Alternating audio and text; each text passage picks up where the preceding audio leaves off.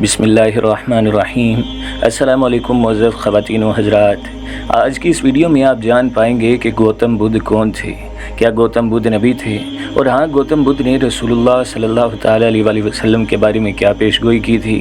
یہ بھی آپ کو بتائیں گے کہ گوتم بدھ کے مذہب بدھ مت کے پیروکار صرف 2 چادروں کے کپڑے کیوں پہنتے ہیں، اور پوری دنیا میں بھی کیوں مانتے ہیں کہ اس مذہب میں گوشت کھانا کیوں حرام ہے۔ یہ مذہب دنیا کا چوتھا بڑا مذہب کیسے بن گیا؟ ناظرین، یہ مکمل واقعہ یوں بیان کیا جاتا ہے کہ حضرت عیسیٰ علیہ السلام کی پیدائش سے تقریباً 500 سال پہلے بدھ مت کے بانی گوتم بدھ، جن کا اصل نام صدارت یا ساکیا منی تھا، وہ ایک امیر گھرانے میں پیدا ہوئے۔ ابتدائی زندگی شہزادوں کی طرح گزاری۔ ان کی پیدائش کے وقت نجومیوں نے کہا کہ اگر انہوں نے بڑے ہو کر دنیا کے مصائب کا مشاہدہ کر لیا تو وہ رہبانیت اختیار کریں گے، اور اگر انہوں نے مصائب کا مشاہدہ نہ کیا تو وہ بادشاہ بنیں گے۔ گوتم بدھ کے والد نے سن کر اس بات کا اہتمام کیا کہ وہ مصائب و آلام سے واقفیت حاصل نہ کر سکیں، اور پھر گوتم بدھ کی توجہ عیش و عشرت کی طرف مائل کرنے کے لیے زبردست انتظامات کیے گئے۔ انہیں محل ہی میں تمام آسائشیں دی گئیں تاکہ دنیاوی مصائب سے بے خبر رہیں، مگر ایک دن اس سب کے باوجود انہوں نے حقیقت جان لی۔ گوتم بدھ نے جب ایک بوڑھا دیکھا جس کی کمزوری کی وجہ سے کمر جھکی ہوئی تھی، اور کمزوری کی بدولت اس کا چلنا پھرنا محال تھا، اور پھر ایک لاش بھی دیکھی جس کے ارد گرد بچے اور بوڑھے تمام ماتم کر رہے ہیں، پھر ایک مریض دیکھا جو درد کی شدت سے کراہ رہا تھا۔ غرض ان سب کو دیکھ کر دنیا کی حقیقت گوتم بدھ پر کھل گئی کہ دنیا فانی ہے۔ دنیا کی بے پناہ آسائشوں سے بھی کوئی دلی سکون حاصل نہیں کر سکا۔ انہوں نے اپنے ماں باپ اور بیوی بچوں کو الوداع کر کے درویشانہ طریقہ اختیار کر لیا۔ حق کی تلاش میں وہ بیابانوں اور صحراؤں میں پھرتے رہے۔ چونکہ ان کی ابتدا ہندو طرز معاشرت پر ہوئی تھی، اس لیے انہوں نے سب سے پہلے ہندو مطمئن ہی سچائی تلاش کرنے کی کوشش کی، مگر اس میں اونچ نیچ اور ذات پات کے سوا کچھ بھی دکھائی نہ دیا، اور سچائی پانے سے قاصر رہے۔ آخر کار اپنے چیلوں سے کہا کہ میں نے یہ مان لیا ہے کہ حقیقت کی تلاش اور ریاضت بیکار ہے، اس لیے تم اس سے پرہیز کرنا۔ لہذا گوتم بدھ نے خود آگاہی شروع کی۔ اس دوران وہ بھی پل کے درخت کے نیچے بیٹھ گئے، کئی فاقے اور صعوبتیں برداشت کی، اور بالآخر بدھ یعنی روحانی روشنی حاصل کر لی، جس کی وجہ سے انہیں بدھ کہا جانے لگا۔ چونکہ ان کے قبیلے کا نام گوتم تھا، اس لیے عام طور پر انہیں گوتم بدھ کہا جاتا ہے۔ گوتم بدھ نے جس مذہب کی تبلیغ کی، اس میں دیوی دیوتاؤں کی پوجا کا حکم نہ تھا۔ اس سے ہندوانہ عقیدوں کی شدید مخالفت ہوئی۔ ہندو اس مذہب سے شدید نفرت کرتے تھے۔ ناظرین، بدھ مت توبہ اور کفارہ کا سرے سے تصور ہی نہیں کرتے، اور نہ اس کی گنجائش ہے۔ ان کے نزدیک اگر گناہ کیا جا سکتا ہے تو پھر اس کی سزا بھی بھگتی جا سکتی ہے، بلکہ بدھ مذہب کے متعلق کہا جاتا ہے کہ اس نے خدا کے وجود کا انکار کیا ہے۔ بدھ مذہب میں عبادات و اعتقاد کا خاص مقام نہیں، اور نہ ہی نجات کا کوئی واضح حقیقت موجود ہے۔ اسی وجہ سے کہا جاتا ہے کہ گوتم بدھ خدا کے وجود کا منکر تھا، مگر اس کی بھی اصل کچھ نہیں ہے، کیونکہ خود گوتم نے کبھی ایسا دعویٰ نہیں کیا تھا کہ وہ خدا کے منصب پر فائز ہے یا اپنے پیروکاروں کے لیے نجات دہندہ ہے۔ بدھ متبا میں خدا کی ذات اور صفات کے متعلق خاص نشاندہی نہ ملتی تھی۔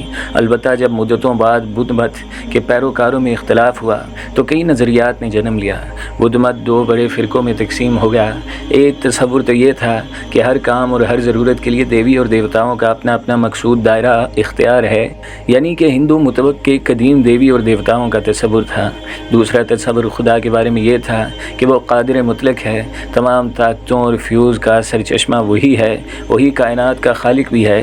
ایک دوسرا فرقہ جس نے تبلیغ دی کہ خدا بدھ کی صورت میں ظاہر ہوا ہے، یہ نظریہ بدھ کی تعلیمات کی منافی ہے، مگر اس کے پیروکاروں نے ان تعلیمات کو فراموش کر دیا۔ بدھ مت کی سب سے بڑی کمزوری عبودیت کی ہے، کیونکہ اس میں کہیں بھی خدا کی عبادت کا تصور نظر نہیں آتا، اور ایک بشر کے لیے عبادت خدا کے بغیر تسکین حاصل کرنا ممکن نہیں۔ یہ بہت بڑی خامی تھی جو بدھ مت کے ابتدائی دور میں رہی، کیونکہ اس میں نہ تو دیوی دیوتاؤں کے پوجنے کی اجازت تھی اور نہ خدا کی عبادت کے آثار دکھائی دیتے۔ شاید یہی وجہ تھی جس کی بدولت بدھ مت کے پیروکار گوتم بدھ کا مجسمہ بنا کر اس کی پرستش میں لگ گئے تاکہ دلوں کو تسکین حاصل ہو۔ ناظرین، بدھ کے معنی ایک اہل بصیرت کے ہیں، اور گوتم بدھ ہی بدھ مت کا بانی ہے جو دنیا کے بڑے مذاہب میں سے ایک ہے۔ 413 13 مسیح قبل میں اپنی وفات کے سال تک گوتم بدھ اپنے ہزاروں پیروکار بنا چکا تھا۔ یہ حروف نسل در نسل زبانی طور پر ہی سینہ بسینہ منتقل ہوتے رہے اور گوتم کی وفات کے بعد ایک عرصے تک یہ نیا مذہب ذرا سست رفتاری سے پھیلا۔ 3 صدی قبل مسیح میں عظیم ہندوستانی شہنشاہ اشوک نے بدھ مت اختیار کر لیا۔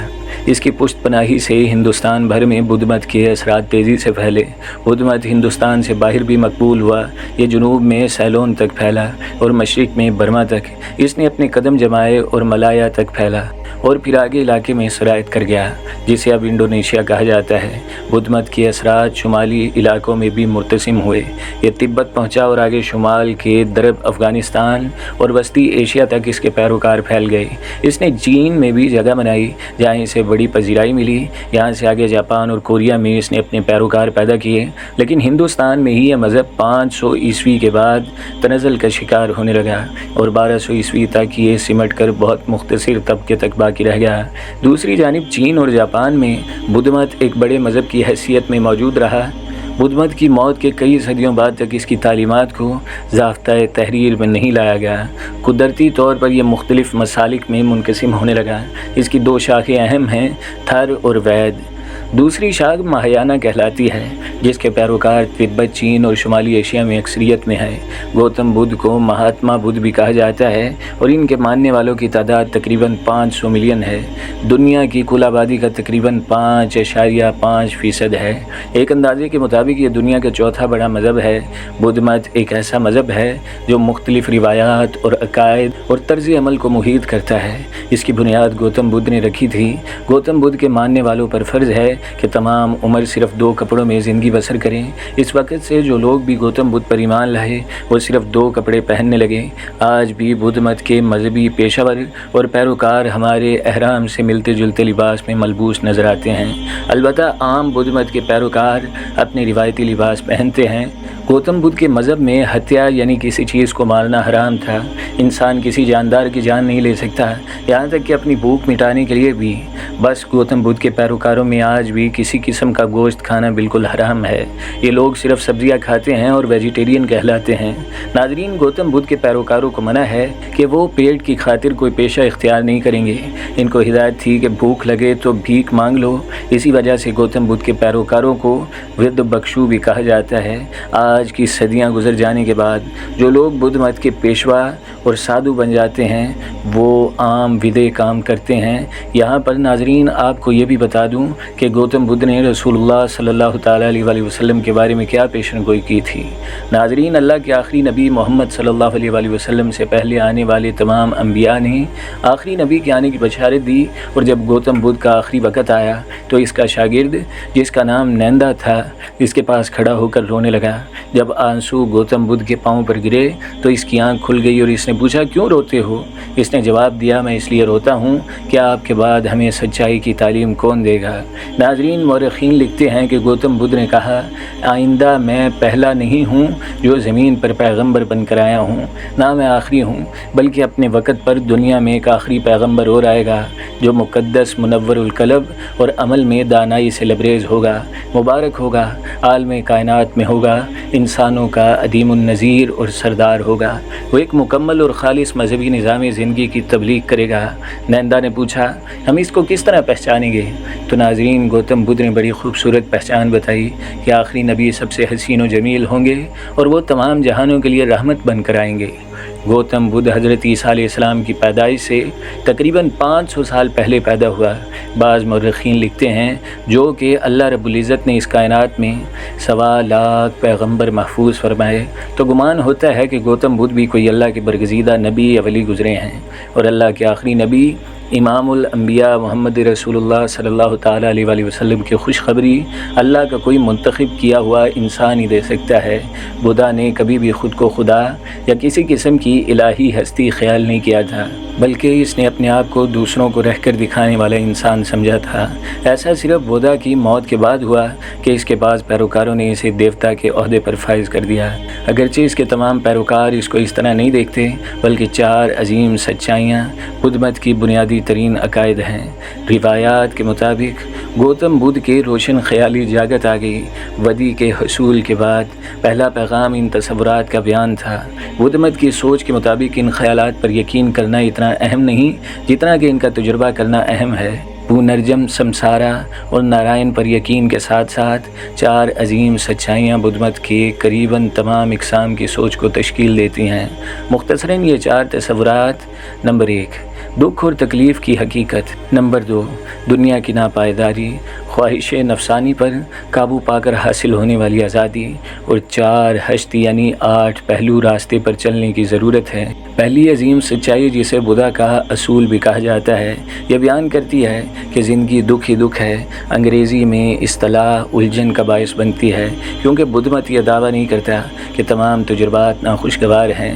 دکھ کا تصور بہت زیادہ لطیف ہے، جو اضطراب، مایوسی یا عدم اطمینان جیسے خیالات تجویز کرتا ہے۔ یہ بدھ مت کا بنیادی عقیدہ ہے اور دیگر تمام عقائد اور اعمال کا انحصار اس پہلی عظیم سچائی پر ہی ہے۔ بدھ مت کے پیروکاروں کا خیال ہے کہ دکھ اس بات کی وضاحت کرتا ہے کہ بنینو انسان میں کیا خرابی ہے، یعنی غلط خواہشات، خاص طور پر صرف آرزوئی چیزوں کی خواہشات سے ملنے والا دکھ اس مسئلے کی وضاحت۔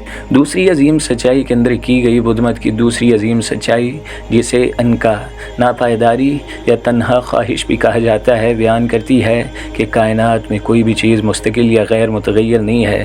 در حقیقت نفس بھی مستقل یا غیر متغیر نہیں ہے۔ یہ بدھ مت کی وضاحت ہے کہ بنینو انسان جیسے ہیں ویسے کیوں ہیں؟ چونکہ مصائب غیر مستقل چیزوں کی خواہش کی وجہ سے ہوتے ہیں، اس لیے تمام خواہشات بلا خیر مصیبتوں کا باعث بنتی ہیں۔ یہاں تک کہ مثبت اور اچھی خواہشات بھی پنرجنم اور دکھ کے چکر کو دوام بخشتی ہیں۔ اس پر قابو پانے کے لیے تیسری عظیم سچائی کو سمجھنا ضروری ہوگا۔ تیسری عظیم سچائی بیان کرتی ہے کہ دکھ، موت اور پنرجنم کے چکر سے آزاد ہونے کا واحد طریقہ وقتی چیزوں کی خواہشات کو مکمل طور پر ختم کرنا ہے۔ بدھ مت اسے اس سوال کے جواب کے طور پر دیکھتا ہے، بنینو انسان کے ساتھ جو غلط مسئلہ درپیش ہے، اسے ہم کیسے درست کریں؟ عملی طور پر تیسری اہم سچائی کے اندر تمام خواہشات، اچھی بری اور دوسری تمام خواہشات کو ختم کرنے کا مطالبہ کیا گیا ہے۔ اس کو پورا کرنے کے ذرائع چوتھی عظیم سچائی کے اندر پائے جاتے ہیں۔ چوتھی عظیم سچائی یہ ہے کہ عظیم ہست بمانی 8 پہلو راستے پر چلنے سے خواہش ختم ہو سکتی ہے۔ بدھ مت کا بنینو انسان کے اندر پائے جانے والی خامیوں کو دور کرنے کا منصوبہ یہاں پر پایا جاتا ہے۔ عظیم ہست پہلو راستے کی تعریف صحیح علم و عقیدہ، صحیح ارادہ، صحیح کلام، صحیح عمل، صحیح روز جروٹی، صحیح کوشش، صحیح آگہی اور صحیح مراقبے کے طور پر کی گئی ہے۔ بدھ مت کے مطابق کوئی بھی شخص 4 عظیم سچائیوں کا اطلاق کر کے اور عظیم ہست پہلو راستے کو اختیار کر کے پنرجنم، دکھ اور دکھا کے چکر کو ختم کر سکتا ہے۔ یہ بات کسی شخص کی ایک ایسی حالت کی طرف رہنمائی کرے گی جس میں وہ ہر طرح کی خواہش، طلب، انحصار، مایوسی کو مکمل طور پر چھوڑ سکتا ہے۔ جب کچھ بھی نہیں کی یہ حالت حاصل ہو جائے تو اسے نروان کہا جاتا ہے، اور یہ بدھ مت کی طرف سے فردوس کا متبادل ہے۔ جو شخص نروان حاصل کر لیتا ہے وہ ایک فرد کے طور پر اپنا وجود ختم کر دیتا ہے اور پنرجنم اور دوبارہ موت کے سمسارا کے عمل کو روک دیتا ہے۔ زیادہ تر بڑی عالمی نظریات کی طرح 4 عظیم سچائیوں سے تعلق رکھنے والی ہر ایک چیز مکمل طور پر بائبل کی تعلیمات سے متصادم نہیں ہے۔ غلط خواہشات غصے اور گناہ کا ایک بہت بڑا ذریعہ ہے۔ ناظرین، اس وقت پوری دنیا میں گوتم بدھ کے ماننے والے لاکھوں کی تعداد میں موجود ہیں۔ اگرچہ یہ مذہب ہزاروں سال پہلے منسوخ ہو چکا ہے اور اب دنیا میں ایک ہی سچا اور بہترین مذہب ہے جسے اسلام کہتے ہیں، اور مذہب اسلام نے پچھلی تمام شریعتوں کو اور پہلے کے تمام مذاہب کو ختم کر دیا، اور اسلام مکمل ضابطۂ حیات ہے، اور اسلام ہی تمام انسانوں کی نجات کا اور کامیابی کا ذریعہ ہے۔ خواتین و حضرات، آئیں اب مل کر دعا کرتے ہیں کہ اللہ پاک ہمیں اسلام پر ہی زندہ رکھے، اور جب ہم اس دنیا سے رخصت ہوں تو ہماری موت کامل اسلام اور ایمان پر ہی ہو۔ آمین ثم آمین یا رب العالمین۔